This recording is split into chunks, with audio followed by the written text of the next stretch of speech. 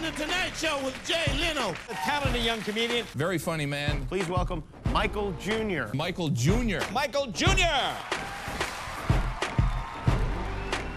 Whether he's on late-night TV or on the stage, Michael Jr. knows how to work a crowd. We had the game operation, right? We had no batteries. Then my cousin came over and he figured out how to plug it into the wall, right? It's a whole nother game now, yo. But this comedian isn't always looking to get laughs. He also wants to give them. Thank you so much. That was awesome. That's why Michael has stepped out from under the stage lights to visit this homeless shelter in Edmonton. The seats down here cost the same as the ones back there. So if you want some close seats, it'll be awesome. I think it's going to be fun. You can see by the look on everybody's faces that they are really looking forward to this. These people are marginalized, often invisible to other people. Just for him to come and spend time in the shelter is huge for us. Growing up, let me see. Well, growing up, we were poor. We didn't have a lot of money at all. We weren't even poor, we were poor. Couldn't afford the other letters, man. The Bible says laughter is good like a medicine. So I'm like, well, it's the sick that need a doctor. So why don't we take this medicine to the people who really need it? I mean, I love doing theaters and big rooms of people, thousands of people coming to see me. But there's something additionally special about making a person who's obviously in a lot of hurt or in a bad situation, bring them to a place where they can laugh. This is the most special day with him here. Was how lucky we are to have somebody that gifted and that spiritual too, And you know how little brothers are. They follow their big brother everywhere. So I'm sure everywhere Jesus went, James followed him. I'm sure one time James almost drowned.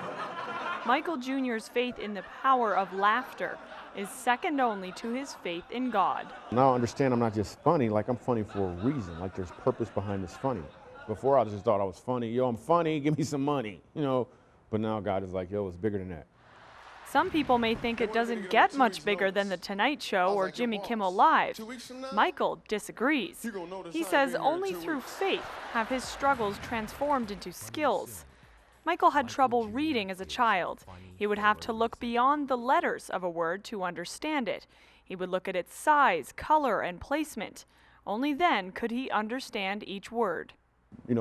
So in the former low self-esteem and all that stuff, not being able to read, the devil was really trying to put work in and really trying to hold me back. But now God has transformed that into good because that is exactly where I pull my comedy from.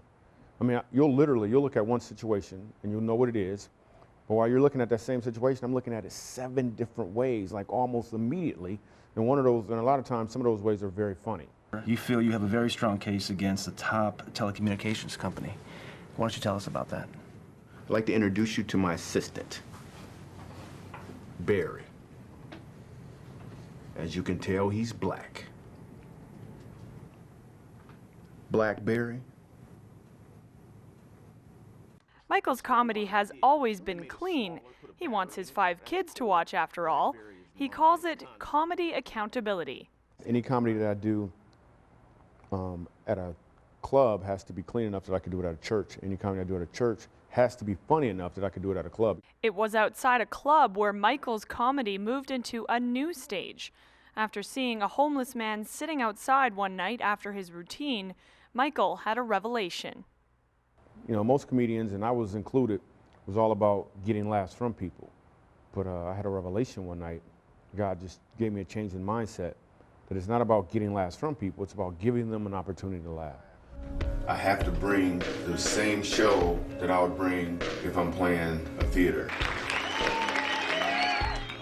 In this documentary about Michael Jr., called The Road Less Traveled, we see him bring hope to prisons, shelters, and centers for abused children.